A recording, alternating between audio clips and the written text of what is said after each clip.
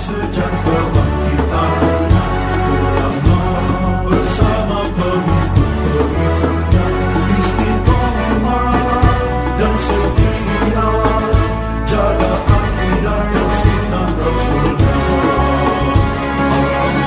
Alhamdulillah segala puji baginya ulama bersama pengikut-pengikutnya istiqomah dan setia menjaga agama nusa dan bangsa. Mari kuatkan niat kita, kita bulatkan tekad kita, terus lanjutkan amal kita, mengembangkan hikmah kita. Assalamualaikum warahmatullahi wabarakatuh.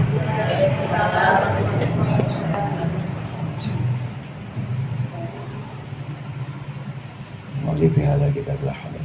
Al-Fatihah. Bismillahirrahmanirrahim. Alhamdulillahirabbil alamin. Arrahmanir rahim. Maliki yaumiddin.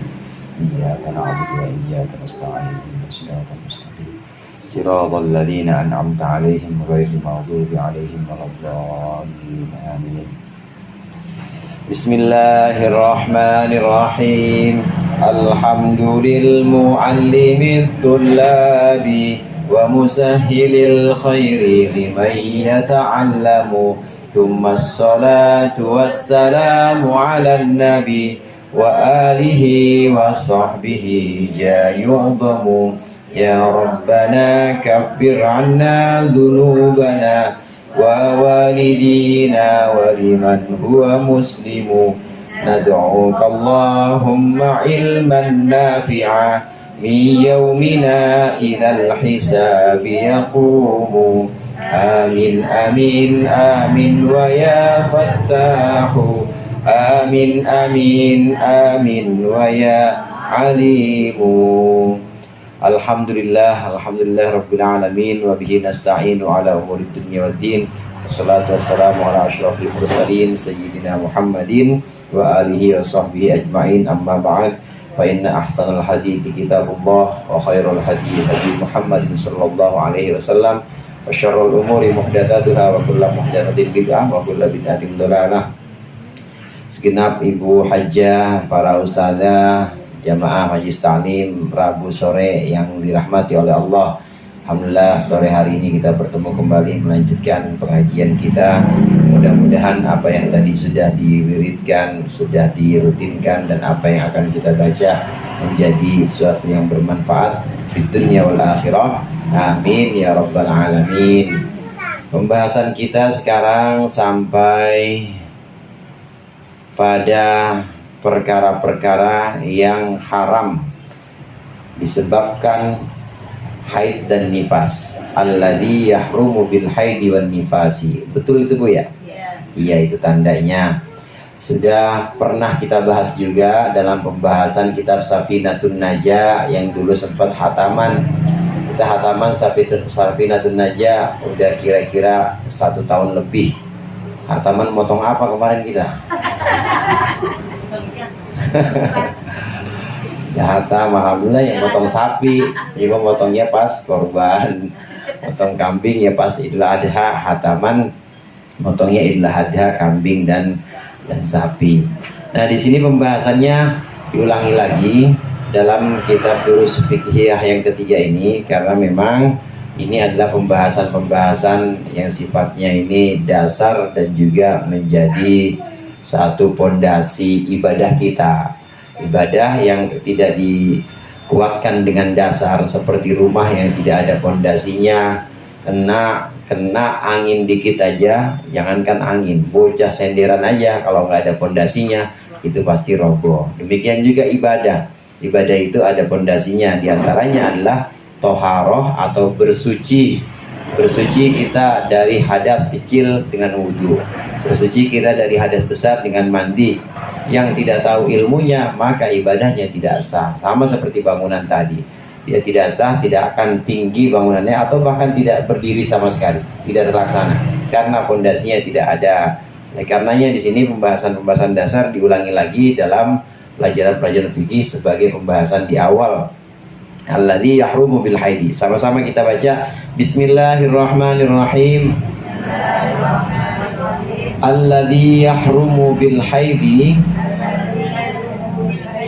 wan nifasi at-tawafu was-salatu wa massul mushafi wa hamluhu wal lubsu fil masjidi wa qiraatul qur'ani was-saumu wa uburul masjidi ila akhirin naskh, sampai akhir naskah di situ. Alladzi yahrumu bil haidi, yang haram sebab haid, wan nifasi, dan nifas. Perkara-perkara yang menjadi haram sebab haid dan nifas, kalau tidak haid, tidak nifas, masih dalam keadaan suci, ini masih boleh melakukan beberapa hal ini. Tapi kalau sudah dalam keadaan haid atau nifas, maka haramlah beberapa perkara ini. Apa saja? Yang pertama at-tawafu, yang haram sebab haid dan nifas. Yang pertama at-tawafu, tawaf. Yang kedua sholat, was-sholatu, dan yang kedua sholat. Wa masul mushafi wa hamluhu, yang ketiga menyentuh mushaf dan membawanya, membawa mushaf. Wal lubthu fil masjidi, lala shaf itu pakai sa. Ibu pakai sa apa pakai sin? Wal lubthu, wal lubsu sa apa pakai sin? Pakai sin ya. Wal lubsu, dan berhenti, fil masjidi, di masjid. Wa qiraatul qur'ani, dan membaca Quran. Yang kelima ya, 1, 2, 3, 4. Wa qiraatul qur'ani, dan membaca, yang kelima membaca Quran, haram juga. Wasaumu, dan puasa, keenam puasa. Wa uburul masjidi, dan lewat dalam masjid. Ke berapa tuh lewat dalam masjid? Ketujuh. In khafat talwithahu, jika khawatir mengotori masjid. Bidami, dengan darahnya, dengan darah nifas atau dengan darah haid. Wal istimta'u, dan yang kesembilan, yang kedelapan, wal istimta'u, dan bersuka-suka, bersenang-senang. Bima baina surrati war rukbati, yaitu dengan anggota antara pusar dan perut. Wal jima'u, dan jima. Jadi ada 9 ya Bu. Ada 9 perkara yang haram saat haid atau saat nifas. Yang pertama yaitu tawaf. Tawaf ini sebagai rukun dari umroh atau rukun dari haji. Orang yang dalam keadaan haid nifas, perempuan yang dalam keadaan haid dan dalam keadaan nifas misalnya, maka dia haram melakukan tawaf. Tawaf itu tawaf rukun. Jadi ketika dia dalam keadaan haid atau dalam keadaan nifas, habis melahirkan, belum selesai nifasnya, maka tidak boleh tawaf. Hukumnya haram. Bukan cuma tidak sah, tapi hukumnya haram. Demikian juga sholat. Sholat ketika perempuan sedang haid atau dia nifas setelah lahiran, belum selesai nifasnya. Masa nifas yang sudah kita bahas kemarin itu umumnya 40 hari. Umumnya 40 hari. Atau paling banyak berapa hari Bu? 60 hari, kemarin udah kita bahas. Atau paling sedikit ada juga yang hanya sekejap mata saja, seperti Sayyidatina Fatimah, cuma sebentar nifasnya.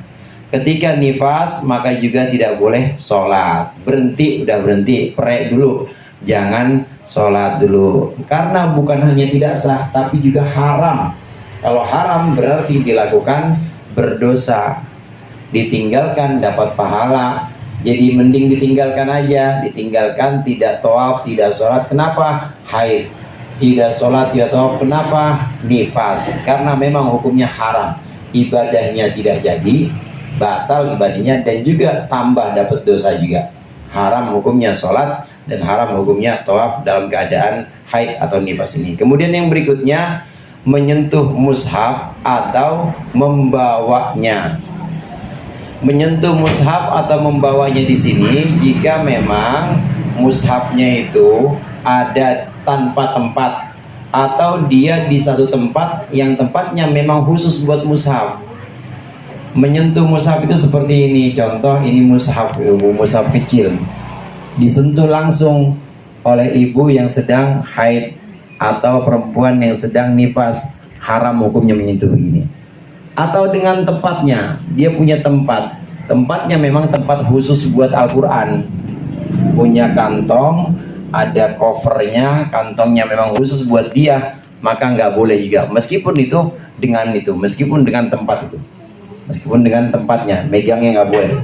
Apalagi bawa kemana-mana gitu, itu juga nggak boleh, hukumnya haram.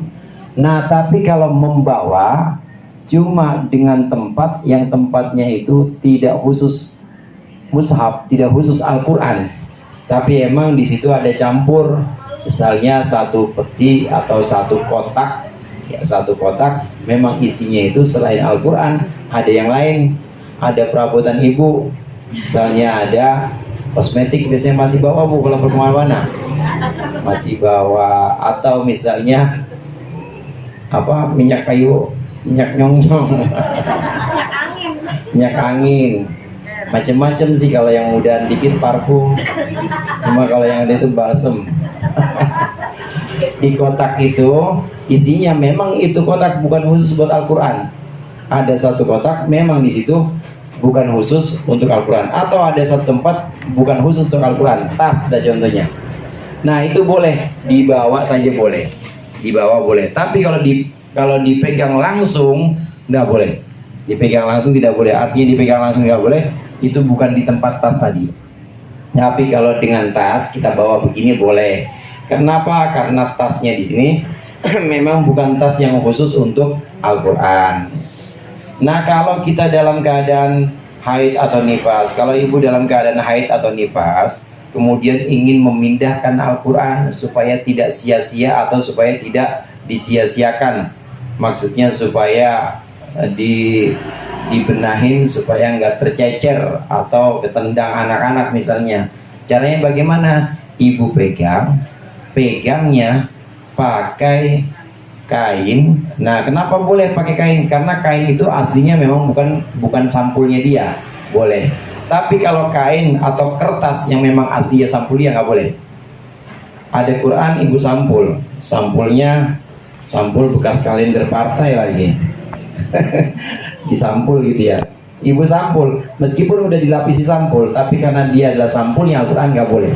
Beda halnya kalau ibu ambil kertas lagi, nah kemudian ibu pindahin pelan-pelan, taruh di atas, nah itu boleh, karena kertas ini adalah kertas penghalang dan kertas ini bukan kertas yang jadi sampul yang menyatu atau yang khusus buat Al-Quran. Yang tidak diperbolehkan di sini, yang haram di sini adalah menyentuh Al-Quran dengan secara langsung atau dihalangi dengan sesuatu, tapi sesuatu itu sebenarnya seolah nempel atau sebenarnya sesuatu itu seolah jadi bagian dari sampul Quran. Nah itu yang nggak boleh. Bungkusnya atau kotak khusus atau tas memang khusus buat mushaf, buat Al-Quran, maka itu nggak boleh. Tapi kalau bukan tempat khusus seperti kertas tadi, atau ada tas ibu dan memang bukan khusus buat Al-Quran, maka boleh tetap. Ini keharaman yang disebabkan junub, yaitu disebabkan haid dan juga nifas, yaitu memegang dan membawa Al-Quran. Dasarnya dalilnya la yamassuhu illal mutahharun. Tidak boleh menyentuh mushaf, tidak boleh menyentuh Al-Quran kecuali orang-orang yang suci dalam keadaan suci.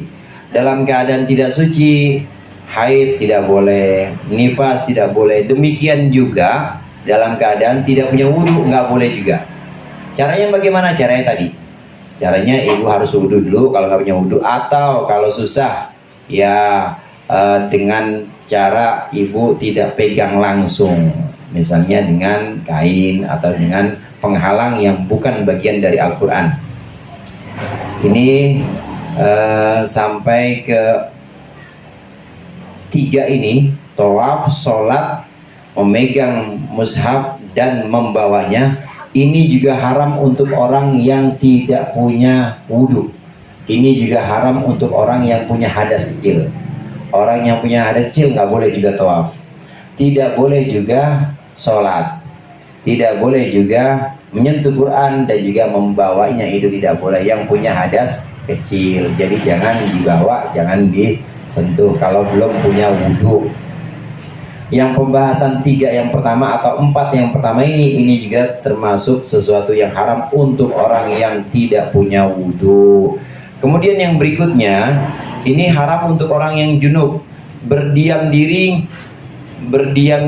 tambahan yang tadi. Ini berdiam diri di masjid. Berdiam diri di masjid maksudnya memang dia ya di masjid diem aja di situ, ya main HP atau dia di situ baca kaligrafinya atau dia ngapain aja di situ, nggak boleh. Untuk orang yang junub, begitu juga untuk orang yang haid dan nifas, itu tidak boleh. Kalau nggak punya wudhu bagaimana? Boleh.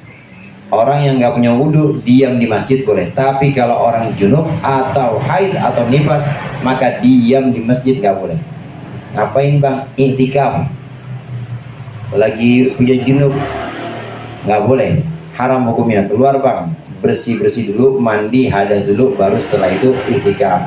Kalau dalam keadaan junub atau haid dan nifas, maka tidak boleh diam diri di masjid. Kemudian yang berikutnya, baca Quran. Baca Quran juga hukumnya haram. Ini untuk orang haid, nifas, dan juga untuk orang yang junub. Membaca Al-Quran hukumnya haram. Bukan cuma ibadahnya nggak dinilai, bahkan ibadahnya kena hukuman, maksudnya kena dosa. Ada beberapa syarat keharaman membaca Al-Quran. Di antaranya, membaca Al-Quran ini haram untuk orang haid, perempuan haid dan nifas, atau orang yang junub, apabila memang niatnya adalah membaca Al-Quran atau dibarengi niat lain. Tapi kalau niatnya tidak ada niat membaca Al-Quran, tidak apa-apa. Contoh, ibu nggak punya niat apa-apa, lagi junub atau lagi haid, karena memang kebiasaannya kalau pagi ibu nyetel zikir, nah spontan aja begitu dengar amma yatasalun, ibu ngikut anin nabail azim, ibu ngikut seperti itu, maka itu tidak ada niat apa-apa, mutlak nggak ada niat, maka tidak haram. Tapi kalau niat baca, saya niat baca, memang baca Al-Quran, haram hukumnya. Kalau niatnya baca. Yang haram juga kalau niatnya baca atau niat yang lain, misalnya asal ada niat baca aja, pokoknya haram hukumnya membaca Al-Quran untuk yang haid dan nifas atau junub, asal ada niat baca. Ada orang ngingetin temennya, sebenarnya dia punya temen namanya Alam. Dia punya temen namanya Alam. Nah terus dia bilang, alam taro kaifa fa'ala rabbuka. Maksudnya lam taro itu lam, alam taro kaifa fa'ala rabbuka. Ini niatnya niat baca dan niat ngingetin temennya, maka hukumnya haram juga. Kenapa? Karena ada niat baca. Tapi kalau niatnya tidak ada niat baca sama sekali, tapi niat lain, niat hafalan, niat zikir, niat memberikan nasihat, niat memang sedang menceritakan kisah-kisah dalam Al-Quran, tidak haram. Yang haram ini kalau niatnya membaca Al-Quran, karena memang yang diharamkan adalah membaca Al-Quran. Watlu alaihim naba abnai adama idh qarraba qurbanan fatuqabbila min ahadihima walam yutaqabbal minal akhar qala sa'aqtulannak qala innama yataqabbalu Allahu minal muttaqin. Itu cerita, Bu. Itu cerita tentang Qabil dan Habil. Junub, saya lagi junub. Memang niatnya bukan niat baca Al-Quran, niatnya lagi nyeritain nyeritain ibu-ibu cerita Qabil Habil. Namanya ibu-ibu udah paham bahasa Arab semua kan ya sini ya. Barusan saya bacain kan paham semua ya. Itu lagi cerita Qabil Habil. Maka kalau niat saya bukan baca Quran tapi lagi ceritain Qabil Habil, tidak haram. Yang haram di sini kalau niatnya baca Quran. Demikian juga untuk niatnya untuk menghafal, misalnya ada pelajar ingin menghafal atau ada pelajar ingin ngelalar itu ngulang-ngulang hafalannya supaya nggak hilang.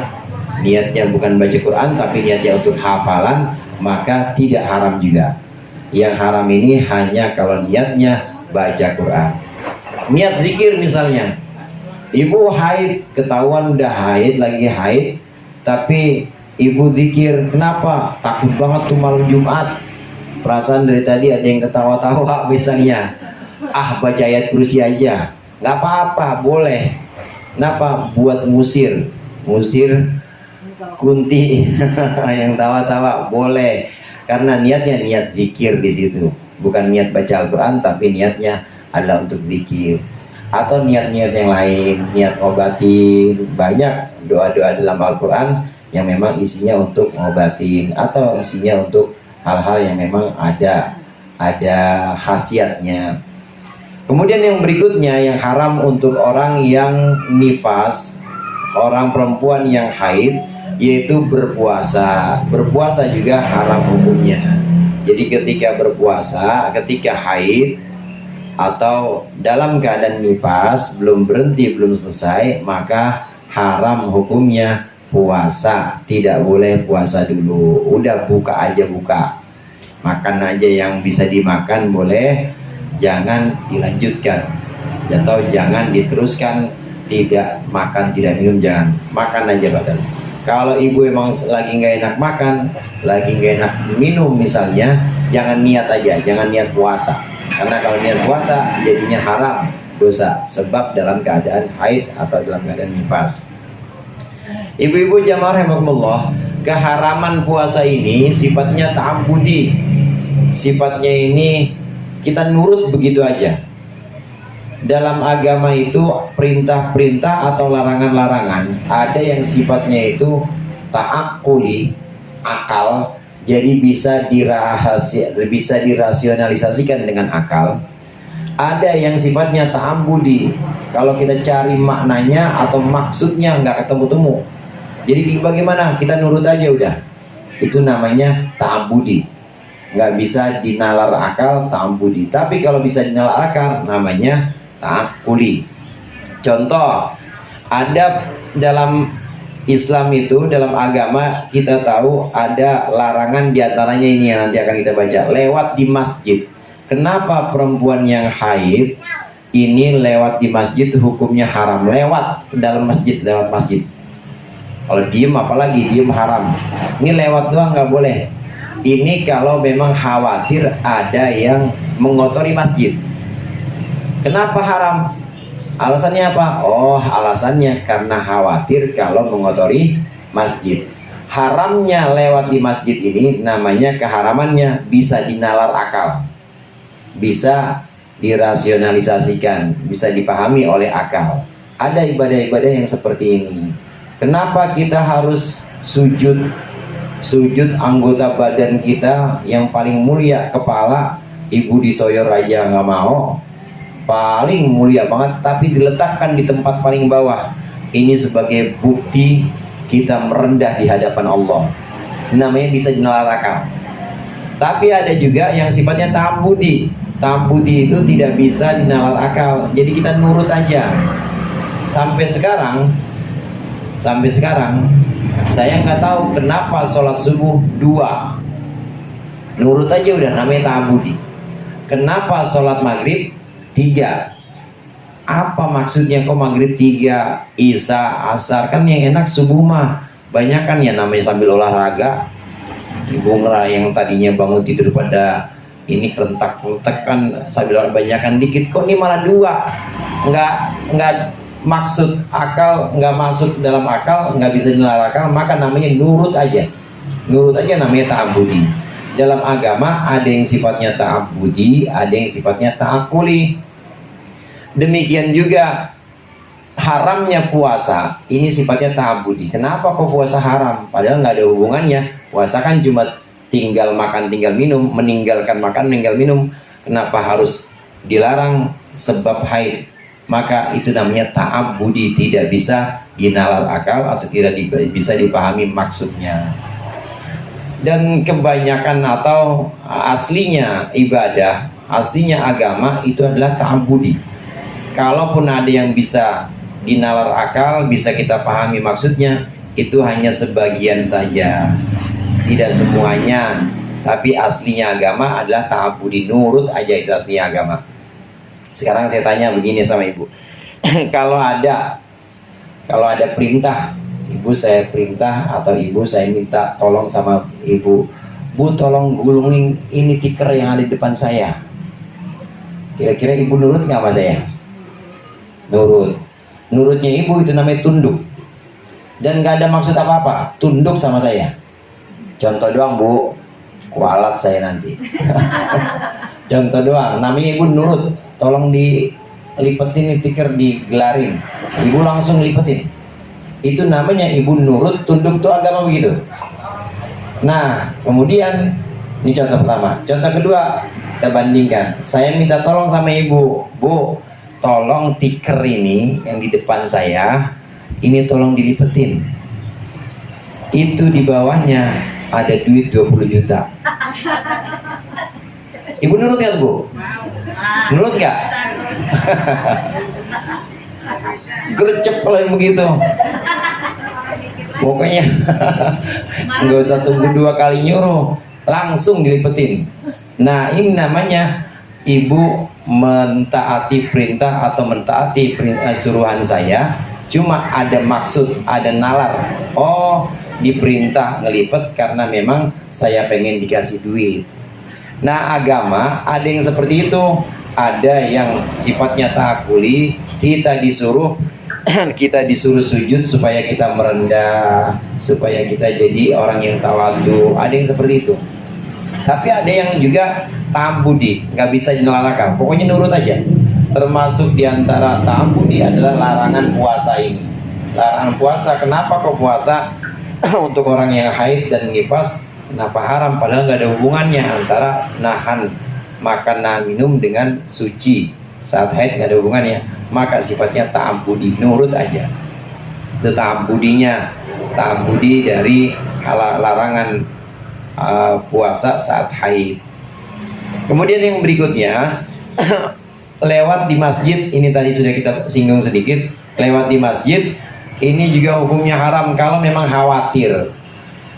Ada perbedaan kalau yang ke sekian tadi sebelumnya, diam diri. Kalau berdiam diri di masjid untuk orang yang haid dan nifas, hukumnya haram, diam diri, seperti iktikaf. Atau seperti ibu di masjid memang lagi melakukan sesuatu, lagi jahit misalnya, jahit di masjid, jahit bulu mata di masjid, itu namanya diam di masjid, haram. Nah, kalau ini yang sedang kita bahas bukan diam, tapi lewat doang. Ini masjid, misalnya area masjid, ibu lewat aja. Kalau khawatir mengotori masjid, maka hukumnya haram. Jadi gimana? Jangan lewat situ, lewat pinggirnya. Karena khawatir mengotori masjid. Tapi kalau tidak khawatir boleh, sekedar lewat aja. Kalau diam udah nggak boleh, tapi lewat aja. Jauh Ustaz, kalau sini mana nanti ketemu sama anu lagi, saya punya utangan, lewat sana. Saya lewat masjid aja. Kalau tidak khawatir boleh. Kalau khawatir jangan. Ini juga berlaku bukan hanya untuk yang haid atau nifas, berlaku untuk orang-orang yang memang punya penyakit seperti beser, atau dia ada luka dan darahnya itu khawatir mengotori masjid, maka juga haram hukumnya. Bukan hanya untuk perempuan yang haid dan nifas. Ini lewat di masjid, kalau orang luka, dia punya luka, itu memang darahnya ngocor terus, walaupun udah diperban, kayaknya ini khawatir bakal ngotori masjid, maka hukumnya haram lewat di masjid. Jadi bagaimana? Lewat pinggirannya aja, atau lewat jalan yang lain, jangan di dalam masjid. Kemudian yang berikutnya, haram untuk orang yang nifas dan junub, yaitu bersenang-senang atau bersuka-sukaan dengan pasangannya dengan anggota badan antara pusar dan lutut. Ini yang dipesankan oleh Rasulullah SAW ketika ditanya. Dulu Bu, para sahabat tanya kepada Rasulullah itu orang-orang Yahudi, kalau perempuannya lagi haid, mereka pada mengusir perempuannya atau pada mengusir pada mengusir istrinya. Mereka pada memulangkan istrinya dan mengeluarkan istrinya dari rumahnya. Dan memang begitu Bu, itu syariatnya Taurat. Syariatnya Taurat Nabi Musa. Jadi kalau ibu jadi umatnya Nabi Musa begitu haid, jangan di rumah, boleh dipulangin ke bapak ibu orang tuanya. Kalau punya orang tua ustaz, nggak ada orang tuanya semua, ya udah sewain ke hotel ke apa, bikinin tenda di luar rumah kayak pengungsi, ada tendanya, pokoknya dikeluarin. Memang syariat Taurat seperti itu. Syariat dalam Taurat, perempuan yang sedang haid maka harus dikeluarkan dari rumah. Nah, para sahabat tanya kepada Nabi, orang-orang Yahudi seperti itu, bagaimana dengan perempuan-perempuan atau istri-istri kita, istri-istri kami? Kata Rasulullah, ma fauqal izar fa'tazilun, maka turun ayat fa'tazilun nisa'a fil mahid, maka turun ayat fa'tazilun nisa'a fil mahid, maka jauhilah perempuan dalam keadaan haid. Maksudnya tidak boleh bersuka-suka atau bersenang-senang ma fauqal izar, antara lutut dan pusar itu nggak boleh. Jadi yang boleh apa? Ma fauqal izar. Yang boleh itu yang selain itu. Pokoknya yang di atas sarung. Dulu izar itu antara pusar dengan lutut namanya izar. Kayak laki-laki kalau pakai anduk itu namanya izar, segitu doang emang. Atau kayak pakaian adat. Pakaian adat itu ada yang laki-lakinya tetap pakai celana tapi sarungan Bu. Nah, sarungnya cuma sampai lutut. Nah, itu namanya izar. Izar itu segitu. Kata Rasulullah, selain bagian itu, selain bagian yang disarungin, sarung yang saya maksud tadi izar, maka boleh. Tapi kalau bagian itu tidak boleh, haram.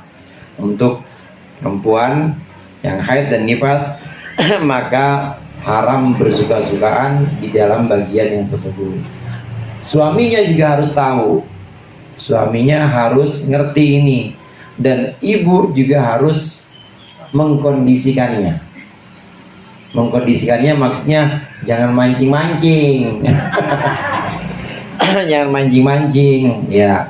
Itu udah enak nggak dipulangin ke rumah bapak, udah enak nggak dikeluarin rumah, udah cukup, boleh kata Rasulullah, boleh, tapi tidak di bagian antara lutut dan pusar. Karena itulah yang dilakukan oleh Rasulullah dengan istri-istrinya. Hadis seperti hadis Siti Aisyah yang menceritakan bahwa sungguhnya Rasulullah itu menyuruh kami para istri-istrinya untuk menggunakan kain sarung atau kama qala Rasulullah SAW. Jadi ketika haid memang Rasulullah tetap menyentuh dan tetap memegang bagian-bagian di luar bagian antara pusar dan lutut. Ini memang demikian fikih Bu. Siti Aisyah itu adalah ummul mukminin. Demikian juga istri-istri Rasulullah seperti Siti Hafsah misalnya, itu adalah ibunya orang-orang mukmin, di mana hukum-hukum Islam itu lahir dari beliau-beliau ini, dari Siti Aisyah, dari istri-istri Rasulullah. Dan memang seperti itu harus diceritakan bagaimana kumpulnya Rasulullah dengan istri-istrinya, bagaimana mandinya Rasulullah, bagaimana mandinya Rasulullah ketika junub, dan ini hukum-hukumnya dari istri Rasulullah. Kenapa saya ceritakan seperti ini? Karena memang bagian dalam pembahasan fikih harus ada yang diperjelas. Kalau nggak diperjelas jadinya samar-samar. Kalau samar-samar, remeng-remeng, yang namanya hukum jadinya tidak pasti, padahal harus ada kepastian. Nah kemudian yang berikutnya, yang terakhir, yang juga haram sebab haid atau nifas, jima, yaitu jima. Ibu tahu semua jima ya? Jima itu hubungan suami istri, jelas. Kenapa tadi nggak boleh? Jima kan nggak boleh. Kenapa tadi yang bersenang-senang nggak boleh? Karena itu namanya mancing-mancing. Man hama fauqal hima yushiku ayat ta'afiha. Siapa yang bermain-main di pinggir pagar, itu biasanya dia akan keluar pagar nantinya. Ya mainannya udah di ini mulu, di pagar mulu, pasti dia keluar gerbang, dan nanti kalau udah keluar gerbang ya udah kemana-mana jadinya. Maka dilarang yang tadi bersenang-senang. Kenapa? Untuk menghindari tadi, menghindari jima. Inilah perkara-perkara yang diharamkan ketika haid atau ketika nifas. Sedikit lagi, alladzi yajibu qada'u 'alal haidi wan nufasa yajibu 'alal haid wan nufasa qada'u shaumi faqat duna shalah.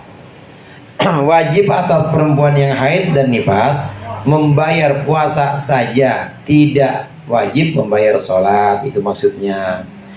Untuk ibu-ibu yang haid atau yang nifas, maka yang wajib dibayar hanya puasa, sholatnya nggak usah. 7 hari haid ya nggak usah dikodoin, subuhnya, zuhurnya nggak usah, lewat aja udah. Itu dilewat. Tapi kalau puasa wajib dikodok, hanya puasalah yang wajib dikodok atas perempuan yang haid atau perempuan yang nifas. Wallahu a'lam bishawab. Mudah-mudahan bermanfaat. Kurangnya saya maaf. Wallahul muwaffiq ila aqwamit thoriq. Wassalamualaikum warahmatullahi wabarakatuh.